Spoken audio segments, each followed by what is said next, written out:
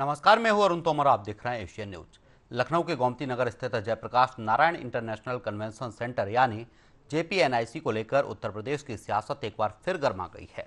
योगी सरकार की कैबिनेट ने जेपीएनआईसी परिसर को 30 साल की लीज पर निजी कंपनियों को देने के प्रस्ताव को मंजूरी दी है। सरकार के मुताबिक जेपीएनआईसी को जैसा है जहां है के आधार पर 30 साल की लीज पर दिया जाएगा। वृंदावन बॉटलर्स और रॉकवुड होटल्स को परिसर के संचालन और रखरखाव की जिम्मेदारी दिए जाने का प्रस्ताव है। इसके एवज में निजी कंपनी एलडीए को करीब 6 करोड़ रुपए सालाना लीज पर रेंट देगी, जिसमें हर वर्ष 5% की वृद्धि होगी।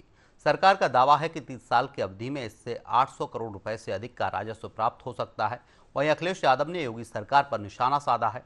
उन्होंने आरोप लगाया कि बीजेपी सरकार सरकारी संपत्तियों को निजी हाथों में सौंपने की दिशा में आगे बढ़ रही है। अखिलेश ने जेपीएनआईसी के नाम को लेकर भी बीजेपी पर व्यंग किया है और सरकार की नीतियों पर सवाल उठाए हैं। अखिलेश के आरोपों पर बीजेपी प्रवक्ता राकेश त्रिपाठी ने पलटवार करते हुए कहा कि जेपीएनआईसी को बेचा नहीं गया है, बल्कि उसके संचालन और रखरखाव के लिए लीज पर दिया जा रहा है। उन्होंने समाजवादी पार्टी पर मामले को लेकर जनता को गुमराह करने का आरोप लगाया है। डिबेट में जाएंगे उससे पहले ये बयान सुन लीजिए। बीजेपी ने अपने ही बीजेपी के जेपी बेच दिया। बीजेपी ने जेपी बेच दिया है और उनका बस चले बीजेपी के लोगों का तो बीजेपी बेच दें। समाजवादी पार्टी में अखिलेश यादव की मुख्यमंत्री रहते हुए 800 करोड़ रुपए जनता की गाढ़ी कमाई से खर्च कर दिए, फिर भी निर्माण अधूरा रहा। भारतीय जनता पार्टी की सरकार ने जेपीएनआईसी को लीज पर दिया है, जिस लीज में तकरीबन 250 करोड़ रुपए खर्च करके उसको कोई संस्था अब फंक्शनल बनाएगी और उसका उपयोग हो सकेगा। इसलिए ये झूठ फैलाना बंद किया जाए कि जेपीएनआईसी को सरकार ने बेच दिया है। सरकार के बारे में इस तरह की बार बार झूठी अवधारणाएं बना करके वो कोशिश कर रहे हैं कि कैसे लाभ लिया जा सके, लेकिन योगी सरकार ने तो जनता के पैसे की जो बंदरबाट हुई थी, जो उसको बर्बाद करने की चेष्टा हुई थी, उसको हमने सुधारने का काम किया है। ज्यादा चर्चा के लिए चंद्रमोहन चौबे, बीजेपी प्रवक्ता यश भारती हमारे साथ, सपा प्रवक्ता दिनेश शर्मा हमारे साथ, वरिष्ठ पत्रकार, आप तीनों मेहमानों का एशियन न्यूज में बहुत बहुत स्वागत है। पहला सवाल यश भारती जी आपसे ही लेंगे। आप कह रहे हैं कि जेपीएनआईसी को लेकर स्पष्टीकरण चाहिए सरकार से। सरकार कह रही कि जमीन लीज पर दी गई है, बेची नहीं गई है। 30 साल के लिए लीज पे दी गई है, इसका क्या अर्थ होता है भाई? प्रॉपर्टी हाउसिंग बोर्ड की 30 साल 50 साल के लिए दी जाती है। उसके बाद क्या किराए पर देना और बेच देने में फर्क होता है। आप वरिष्ठ प्रवक्ता हैं समाजवादी पार्टी के, तो किसी भी प्रॉपर्टी को किराए पर देना और उसको बेच देना या किसी को मालिकाना हक हमेशा के लिए दे देना, दोनों अलग अलग चीजें होती हैं।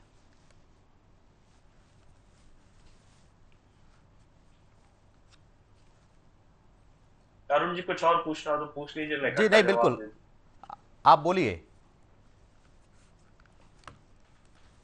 99 साल के लिए मध्य प्रदेश की राजधानी भोपाल का एक और रेलवे स्टेशन हबीबगंज, जो देश का पहला निजी रेलवे स्टेशन है, उसका ट्रेन का संचालन अपने पास रखा है, बाकी सब कुछ उसी के अपने पास रखा है। 99 साल के लिए दे दिया है। ये 99 साल के लिए दे दिया क्या मतलब होता है? हमारी आपकी उम्र कितनी रहेगी? 99 साल रहेगी क्या? रह जाए बहुत अच्छी बात है। वैसे ही मैं ये बात करना चाहता हूं, पहले शुरुआत में उसको कम पीरियड के लिए दिया था, फिर उसका एक्सटेंशन कर दिया गया। और आज जाके देखिए वहां होता क्या है। वहां हबीबगंज नाम से दिक्कत थी, उसका नाम रानी कमलापति कर दिया। शायद मुस्लिम नाम से दिक्कत होगी, लेकिन अब वहां हयात होटल खुल गया है। हयात से दिक्कत नहीं है, अरबी नाम है, अरब से आया है। देश के नाम से दिक्कत है, वो हबीब मियां से दिक्कत थी जिन्होंने जमीन दी थी। वैसे ही अब बेचने की बात हो रही है। खैर, आपका बेचना, खरीदना, किराया देना, जो भी आप कह लें, कुल मिलाकर सरकार विफल रही संचालन करने में, उसको खोलने के लिए 10 साल तक सरकार ने उस पर तालाबंदी करके रखी, जांच के नाम पे, भ्रष्टाचार के नाम पे। लेकिन क्या जांच में कुछ निकल के आया? भ्रष्टाचार में कुछ निकल के आ पाया? किसी को कोई सजा दी गई? तो ये 10 साल बंद रखने का किसका खामियाजा था? ये जनता की गाड़ी कमाई का नुकसान किसने किया? अगर वो जनता के लिए खुलता तो जो उसके अंदर all weather heating swimming pool है, यानी सर्दी में भी बरसात में भी लोग जो स्विमिंग कर पाते, उसमें हर वर्ग का व्यक्ति कर पाता, बैडमिंटन खेल पाता, लॉन टेनिस खेल पाता, स्क्वाश खेल पाता। और आपात स्थिति में, जो आपात स्थिति तो आपातकाल की होती है जी, जो हेलीपैड बनाया गया है, चाहे वो पुलिस हेडक्वार्टर के ऊपर बनाया गया हो, चाहे जेपीआरआईसी के ऊपर, ये आपात स्थिति में उपयोगी हो सकता है। ये सारी व्यवस्था किसने दी? ये माननीय अखिलेश यादव जी का विजन था। जी। बंद करने की भी इतनी, उसको, उस सेंटर को जो समाजवाद का संग्रहालय था उसको बंद करने की तो देखिए इतनी कोशिश की गई कि अगर जयप्रकाश जी को माल्यार्पण करने के लिए भी जाना हो तो बैरिकेड लगा दिया, टीम लगा दिया, और नाम क्या दिया कि उसमें बड़े कीड़े मकोड़े हो गए। अरे तो पालन पोषण तो आपने किया कीड़े मकोड़ों का, आप साफ सफाई भी नहीं रख पा रहे हो, तो ये दोषी कौन? और अब जिस कीमत पे आपने दिया है, जो माननीय अखिलेश यादव जी ने प्रेस कॉन्फ्रेंस करके बताया है कि जिस कीमत पे आपने दिया है उस कीमत पे तो केवल पार्किंग का पैसा निकल आएगा। और उन्होंने कैलकुलेशन बता दिया कि 1200 गाड़ियों की पार्किंग है, 660 रुपए जो लखनऊ के अंदर सबसे ज्यादा पार्किंग का शुल्क लिया जाता है वो 660 रुपए ओवरनाइट का। तो 1200 इंटू 660 इंटू 30 साल कर लीजिए तो 867 करोड़ रुपीस आ जाता है। मतलब जितने में आपने पूरे जेपीआरआईसी को, लोग जब 20 एकड़ की जमीन है, 2 बड़े 5 स्टार होटल के बगल से लगी हुई है, बेशकीमती जमीन है, लोकेशन उसकी बेहतरीन है, उस जगह को आपने पार्किंग के पैसों में बेच दिया। खुद भी आप संचालन नहीं कर पाए, ठीक बोली भी नहीं लगा पाए। माननीय अखिलेश यादव जी ने जो कहा कि जेपी को बेच दिया, बीजेपी के जेपी को बेच दिया, वो तो बीजेपी को कोई खरीद नहीं पा रहा इस कबाड़ स्थिति में, इसीलिए बेच नहीं रहे, नहीं तो इस कबाड़े को। यस भारती जी, अखिलेश यादव जी ने तो ये भी कहा जो कंपनियां उसको खरीद रही हैं उससे 1 रुपया ज्यादा कीमत अखिलेश यादव देने को तैयार है। क्या अखिलेश यादव ने प्रस्ताव दिया था भारतीय जनता पार्टी को कि आप जिस कंपनी को इसको दे रहे हैं हमें दे दीजिए, हम 1 रुपया एक्स्ट्रा ही देंगे इसका? बहुत पहले जी, जब जयप्रकाश नारायण जी की मूर्ति पे माल्यार्पण करने जा रहे थे, उनको रोका गया, तभी उन्होंने कहा था, वही कार्यकर्ता इकट्ठे हो गए थे, कार्यकर्ता भी पैसा देने के लिए तैयार थे, हम मिलजुल के चला लेंगे समाजवाद का संग्रहालय हमने बनाया है, लोगों के लिए बनाया है, जैसे जलेश्वर पार्क लोगों के लिए बना, आम जनता के लिए बना, इन्होंने वहां भी मैरिज गार्डन खोल दिया, बेचने का काम कर दिया। तो ये तो केवल सौदागर है, बेचने का काम कर रहे हैं, व्यापार ठीक है। चंद्रमोहन चौबे जी से जवाब लेंगे, रोकना चाहूंगा यश भारती जी आपको, और बेचने का काम कर। चंद्रमोहन चौबे जी से जवाब लूंगा। चंद्रमोहन चौबे जी, अखिलेश यादव का ड्रीम प्रोजेक्ट था जेपीएनआईसी, जिसे सरकार लीज पर दे रही है। अखिलेश यादव ने कहा था कि जो कंपनी आपसे इसको ले रही है लीज पर या फिर जैसे भी आप उनको दे रहे हैं, हम उससे 1 रुपया ज्यादा देने को तैयार हैं। तो अखिलेश यादव को देने में क्या गुरेज था? भारतीय जनता पार्टी को दे देना चाहिए था, उनका ड्रीम प्रोजेक्ट था, वो अच्छे से रखरखाव कर लेते, उसका कम से कम आरोप तो नहीं लगते। अरुण जी, क्या आपको लगता है कि अखिलेश यादव जी का अथवा समाजवादी पार्टी का नियत सही है? ये उसमें भी भ्रष्टाचार करेंगे? इनकी नियत तो सिर्फ भ्रष्टाचार करने की होती है। आप ये बताइए कि 2006 में उसका उद्घाटन हुआ और 2006 में उस समय उसके निर्माण की जो लागत थी, जो टेंडर हुआ था, वो 17 करोड़ का हुआ था 2006। उसके बाद जब इनकी सरकार आती है, जिसको ये ड्रीम प्रोजेक्ट कहते हैं, जिसकी बड़ाई करते नहीं थकते हैं, जो जेपी जी को अपना नेता मानते हैं, और 5 वर्षों में उसको पूरा नहीं कर पाए। 17 करोड़ से 800 करोड़ रुपए का इन्होंने बजट किया, और उस 800 करोड़ रुपए में भी पूरे 5 साल में भी जितना ये जेपी को दिखावा कर रहे हैं, जितना ये नाटक कर रहे हैं, जितना उनके नाम पे रोने का ये नाटक कर रहे हैं, 5 साल में तैयार नहीं कर पाए। इससे इनकी नियत, इनकी मनसा, इनकी सोच और घड़ियालू आंसू दिखाई देते हैं। अरे भाई, 5 साल कम होते हैं क्या पूरा करने के लिए? आपके पिताजी ने 2006 में शुरू किया था, तब तो आप कर नहीं पाए, अभी तक पूरा नहीं हुआ है। अरुण जी, इन्होंने उसमें सिर्फ लूट किया, सिर्फ उसको लूटा, कभी दाएं से, कभी बाएं से, कभी इस नाम पर, कभी उस नाम पर। आप पूछिए ना इनसे कि 5 साल में पूरा क्यों नहीं कर पाए। अभी भी वहां का इंटीरियर बाकी है, अभी भी वहां इलेक्ट्रॉनिक का बाकी है, अभी भी वहां के जो है। लेकिन चौबे जी, जो समाजवादी पार्टी जो आरोप लगा रही है, वो कह रही है कि 10 साल से बंद पड़ा रहा भ्रष्टाचार को लेकर, लेकिन भ्रष्टाचार भी उजागर नहीं हुआ। जिन्होंने भ्रष्टाचार किया उनके खिलाफ सरकार कार्रवाई भी नहीं कर पाई। 10 साल एक लंबा समय होता है। सुनिए, वही तो हम कह रहे हैं कि 5 साल में पूरा नहीं कर पाए, ना पिताजी पूरा कर पाए और ना उनके सुपुत्र पूरा कर पाए उस सपना को। और आज घड़ियालू आंसू रो रहे हैं। प्रश्न मत और पूछा सुनिए, कीजिए ना इनसे। अभी भी उसको कठिन प्रश्न पूरा मत करने पूछा कीजिए में इनसे। 800 कठिन करोड़ प्रश्न मत लूटने के पूछिए बाद अरुण जी, इनसे जवाब अभी नहीं भी है उसमें इनके पास। 200 करोड़ खर्चा है। और इनसे आपको पता है इनसे जिस सरकार वाले को सवाल किया मत गया पूछिए, है, इनसे विपक्ष वाले वही सवाल वो पूछिए। जब ये उसका विपक्ष में होंगे पुनर्निर्माण तो कर, विपक्ष के नाते सवाल उसमें होने जो चाहिए, है वैसे सवाल कीजिए, उसमें सरकार वाले इंटीरियर का सवाल काम मत पूरा पूछिए। होगा, उसमें चौबे इलेक्ट्रिक जी का जवाब काम दे रहे पूरा हैं। यस जी होगा। सुन लीजिए। चौबे जी, जो यश भारती जी आरोप लगा रहे थे कि 10 साल से बंद रखा इसको भ्रष्टाचार के मामले को लेकर, लेकिन भ्रष्टाचारियों पर कार्रवाई क्यों नहीं हो पाई? सरकार पहले उन भ्रष्टाचारियों को अंदर करती जिन्होंने भ्रष्टाचार किया था, चाहे वो समाजवादी पार्टी के लोग होते या फिर कर्मचारी होते, अधिकारी होते, जो भी होते, कम से कम अंदर तो जाते। सरकार ये तो कहती कि भ्रष्टाचारी जिन्हें अंदर किया गया है, अब सरकार इसके रखरखाव की जिम्मेदारी किसी कंपनी को दे रही है। 10 अरुण साल जी, में पूरा क्यों नहीं कर अरुण पाई जी, भारतीय जनता पार्टी सरकार? अगर इतना इतना ज्यादा बेचारी परेशान है, 10 साल में क्यों नहीं कंप्लीट है? बेचना ही था तो 10 साल पहले बेच देते। अरुण जी, जी इनके आंसू हैं, जी जो इनके दर्द हैं, जो इनके आंसू अरे रोना हैं, हमने जो इनके दर्द योगी हैं, आदित्यनाथ जी का तो और नरेंद्र जेपी मोदी का बहुत देखा भाई, से इनके विधानसभा में देखा, इनके लोकसभा में लगाव देखा, हैं। और अभी पिता भी राजनीतिक उस पार्टियों लगाव को देखा ना, उस भाजपा सपने का को झंडा पूरा नहीं उतार दिया था कर गाड़ी में से। पाए। ये रोना रोना मत सिखाइए, पूरा नहीं ये कर रोना पाए। हमें आपसे नहीं उनके सीखना, ये रोने का काम आप ही मुलायम करो। सिंह यादव ये रोने का कर काम पाए आप ही करो, और आप बहुत अच्छा रोते पिता हो, के सामने घड़ी आप बहुत अच्छा आंसू रो रोते हो, रहे रोते रहा करो, हैं। रोते आंसू रहा करो बस। इनकी आंखों में आंसू सरकार में नहीं रहो है। तो रोगे, ये विपक्ष में इनकी रहो तो आंखें रोगे, केवल रोना है, की जनता को कुछ दे आंखों नहीं में पाओगे, आंसू केवल नहीं है, रोते रहोगे। दर्द भी नहीं है।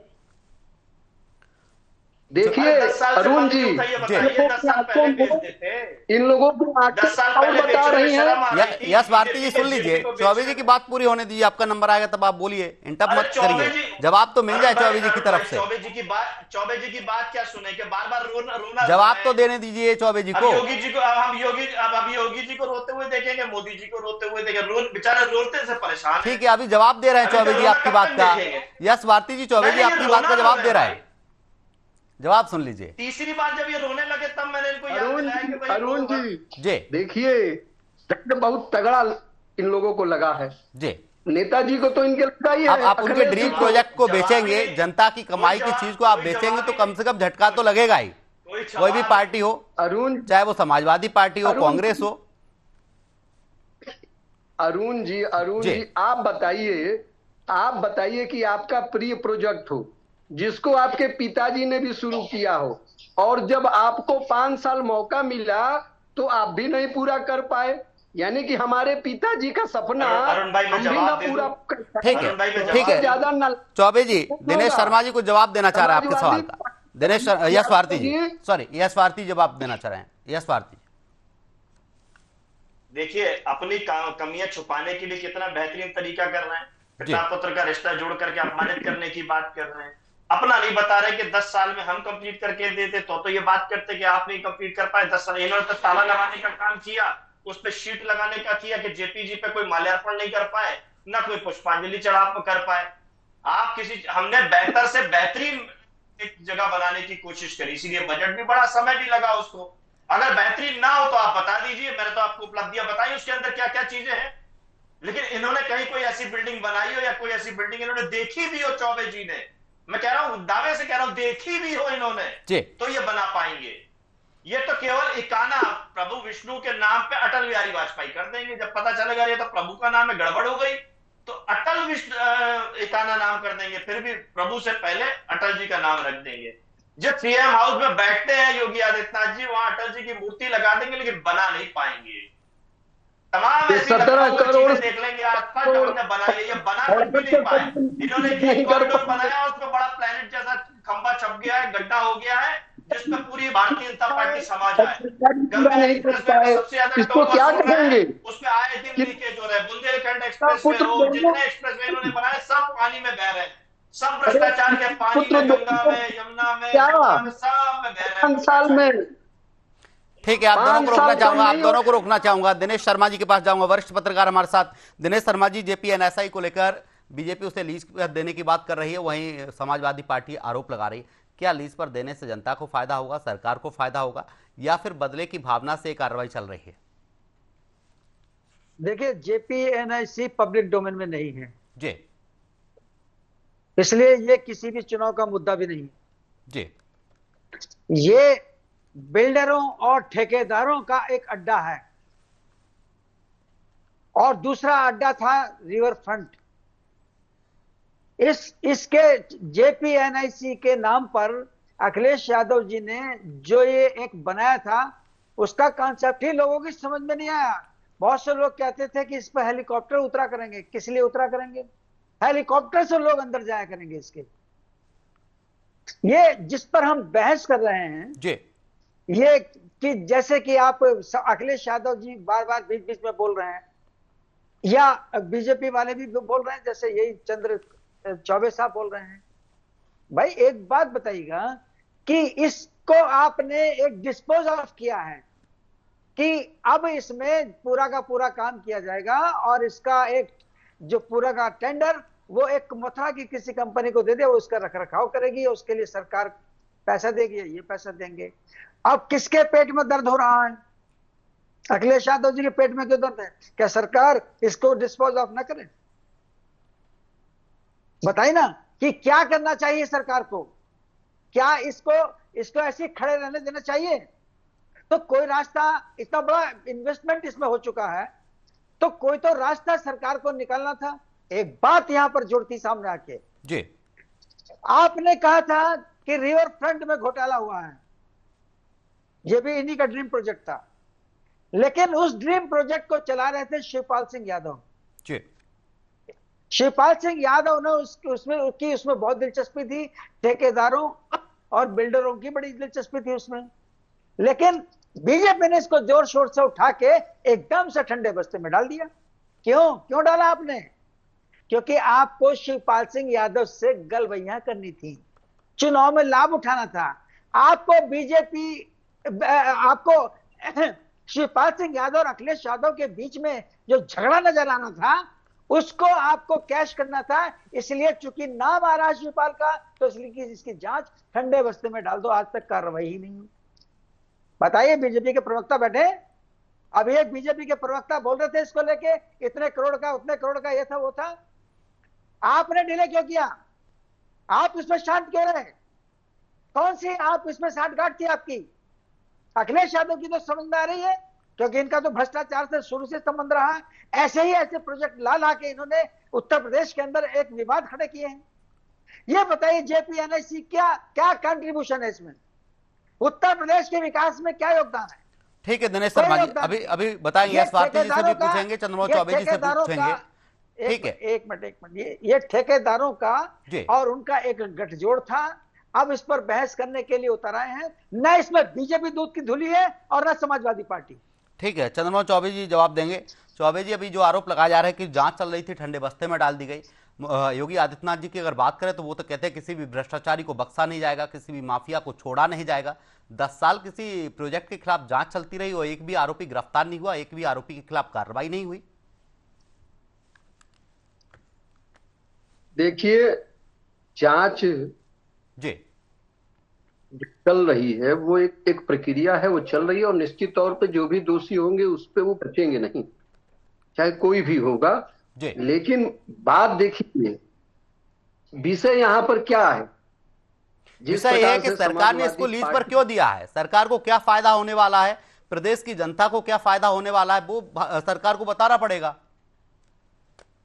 नहीं, सरकार बता तो रही है जी कि सरकार जो 800 करोड़ जो 30 वर्षों के लिए दिया गया है, उसमें हर प्रत्येक वर्ष अभी 6 करोड़ रुपए मिलेगा प्रत्येक वर्ष। उसके बाद 5% की दर से उसमें और बढ़ोतरी होगी, यानी कि इन 30 सालों में 800 करोड़ रुपए उससे किराए पर जो लीज दिया गया वो आएगा। और दूसरी बात, जो वो बंद पड़ा है, जो इस समय किसी काम का नहीं है, जो अब समाजवादी पार्टी को तो खुश होना चाहिए कि उनके समय के जो कार्यकाल, जो उनका सपना था वो बंद पड़ा था, जो इनके पिताजी नहीं पूरा कर पाए, अखिलेश जी नहीं पूरा कर पाए, उस काम को, उस सपने को माननीय योगी आदित्यनाथ जी पूरा करने जा रहे हैं। अब फिर से वहां चौकाचौंध होगी, उसमें रौनक आएगी, लोग चौबे जी, क्या एलडीए और सरकार इसको नहीं चला पा रहे थे, इसीलिए प्राइवेट कंपनियों को इसको दिया गया है? एलडीए चला सकती थी, सरकार इसको चला सकती थी। अभी समाजवादी पार्टी के प्रवक्ता इसके फायदे बता रहे थे, इतना बड़ा आकार है, इतना बड़ा क्षेत्रफल है, कि उसकी पार्किंग से इतना पैसा आ सकता है?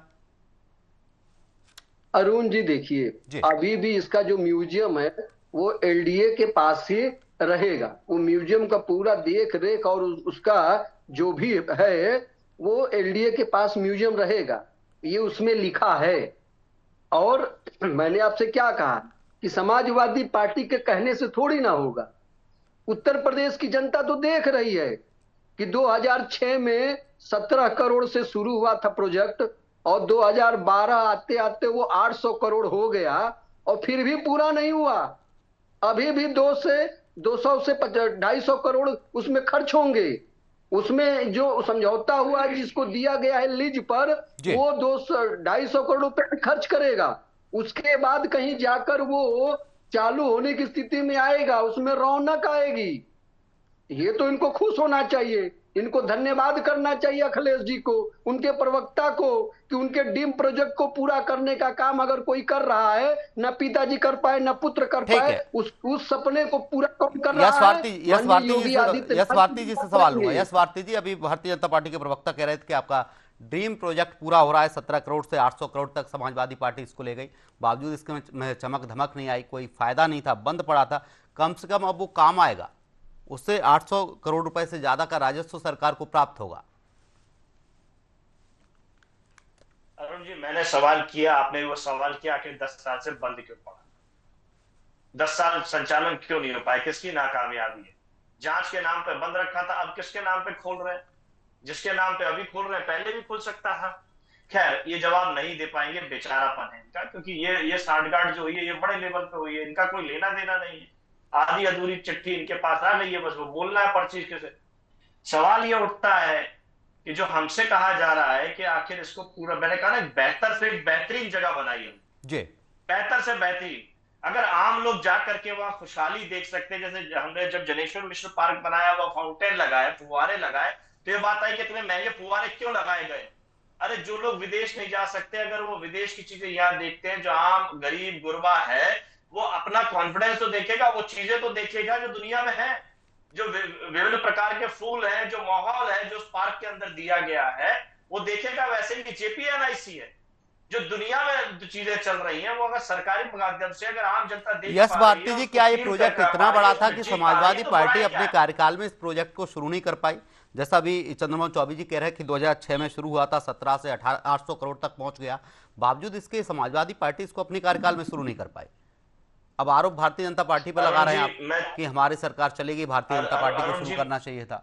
जी अरुण जी, मैं चौथी बार 5वीं बार बोल रहा हूं उसको जी, बेहतर से बेहतरीन बनाने का काम किया हमने जी, और बेहतर से अगर बेहतरीन ना हुआ हो तो अभी भी ये खंडहर बता देगा कि मंजिल कितनी खूबसूरत रहेगी, कितना बड़ा आशियाना रहा होगा। जिसको इन्होंने खंडहर बनाने का काम कर दिया, अभी भी अगर जाके देखेंगे कितना बेहतरीन आलिशान बनाया गया, कि उसका संचालन ठीक से कर दिया जाता है स्टेप बाय स्टेप भी। अभी तो भाजपा कह रही है इसमें 200 से 250 करोड़ रुपए और इन्वेस्ट किया जाएगा, 200 से 250 करोड़ रुपए और खर्च होंगे, तब एक खूबसूरत दिखेगा, तब एक खूबसूरत लगेगा। अरुण भाई, गरीब सरकार है ट्रिपल इंजन की, अब उसके पास पैसा नहीं है तो बेच दिया। नहीं है केंद्र सरकार भी मदद करने के लिए राज्य सरकार को, राज्य सरकार मदद करने को तैयार नहीं है लोकल लेवल की, लोकल सरकार को जी। तो विफलता किसकी है? ट्रिपल इंजन फेल हो गए हैं, तो इसीलिए चौथे को किसी प्राइवेट को ढूंढा है और बेच दिया है। अब उससे पैसा कमाने की योजना है ताकि ना हमारा कुछ खर्चा ही नहीं लगे, हम केवल हिस्सा बांटी करते रहे, आपस में चंदे का धंधा करते रहे और बस काम चलाते रहे। तो इनका काम करना नहीं है, कारनामे करना है। ये कारनामे करना, इन्होंने बिजली क्षेत्र में कोई नई बिजली बनाने का काम किया, लखनऊ मेट्रो को इन्होंने आगे बढ़ाने का काम नहीं किया, नोएडा मेट्रो को इन्होंने आगे बढ़ाने का काम नहीं किया, 18 लाख लैपटॉप ये बांट नहीं पाए, ये 5 करोड़ पौधे से ज्यादा ये पौधे नहीं लगा पाए, लोहिया आवाज। दिनेश शर्मा जी से लास्ट कमेंट लूंगा, रोकना चाहूंगा यश जी, अब आपको रोकना चाहूंगा दिनेश शर्मा जी से। दिनेश शर्मा जी, जो आरोप प्रत्यारोप का दौर चल रहा है, समाजवादी पार्टी आरोप लगा रही है, भारतीय जनता पार्टी उसके फायदे बता रही है, बोला समाजवादी पार्टी के समय का ये प्रोजेक्ट था लेकिन अपने कार्यकाल में पूरा नहीं कर पाए, 17 से 800 करोड़ तक पहुंच गया। अब वही सपा आरोप लगा रही कि जो कंपनियों को दिया गया है उनसे कमीशन खाने का काम किया गया होगा, इसलिए बड़ी कंपनियों को दे दिया गया है। देखिए, इसकी परिणति यही है जी, ये इस तरह के जितने भी प्रोजेक्ट हैं वो ठेके पे देने या निर्माण को लेकर बहुत चर्चा में रहे हैं और विकल्प इसका कुछ है नहीं। अखिलेश यादव जी ने इस बात को उछाल तो दिया, लेकिन इन्होंने समाधान भी तो बताया होता कि अगर आप ऐसा करने जा रहे हैं तो सरकार को क्या करना चाहिए। आप केवल समस्याएं उछालते रहेंगे, आप समाधान भी तो बताइए। सरकार को आप कैसे घेरेंगे? इस प्रोजेक्ट को लेके बहुत बड़े विवाद रहे हैं और इसमें बिल्डरों और ठेकेदारों का एक गठजोड़ बिल्कुल हावी रहा है। इसको होने नहीं दिया गया। आज की तारीख में खंडर बन चुका है। ये जो समाजवादी पार्टी के प्रवक्ता बोल रहे हैं, ये वास्तव में खंडर हो चुका है। अभी जो 250 रुपए स्वीकृत हुए हैं, अभी देखिएगा, अभी इसके 250 रुपए और इसके ऊपर खर्च किए जाएंगे, तब ये जाके कहीं इसकी कील कांटे ठीक ठाक होंगे। और वो ठेकेदार जिसको दिया गया है, फिर वो उसको चलाएगा नहीं चलाएगा, वो रोएगा गाएगा, जी मेरा तो नुकसान हो गया है, मेरा तो इतना पैसा फंस गया है। ये चलता रहेगा। लेकिन ये जेपीएनआईसी जो है, क्या ये पब्लिक डोमेन में है? एक सवाल मैं आपसे कर रहा हूं। आपने जो इसको मुद्दा बनाया है, या जो और दूसरे लोग इसको मुद्दा बना रहे हैं, इसका ऐसे मौके पर चुनाव से भी क्या कोई रिश्ता है कि नहीं? क्या जेपी के नाम पर आज की तारीख में कहीं पर ठीक है दिनेश शर्मा जी, रोकना चाहूंगा समय का अभाव। हमारे साथ चंद्रमोहन चौबे, यश भारती, दिनेश शर्मा जी जुड़े। आप तीनों मेहमानों का तमाम चर्चा के लिए बहुत बहुत शुक्रिया। तो उत्तर प्रदेश में जेपीएनआईसी को लेकर लगातार घमासान मचा हुआ है। सरकार इसके फायदे बता रही, सरकार ने इसको 30 साल की लीज पर दिया है। वही समाजवादी पार्टी लगातार आरोप लगा रही है। समाजवादी पार्टी का कहना है कि सरकार इसमें कमीशन खोरी कर रही है और 10 साल तक इसको बंद रखकर इसको कबाड़ कर दिया है। अब इसको अपने चहेते ठेकेदारों को दे रही है। फिलहाल के लिए हमारी इस डिबेट में इतना ही। आप देखते रहिए एशियन न्यूज। नमस्कार।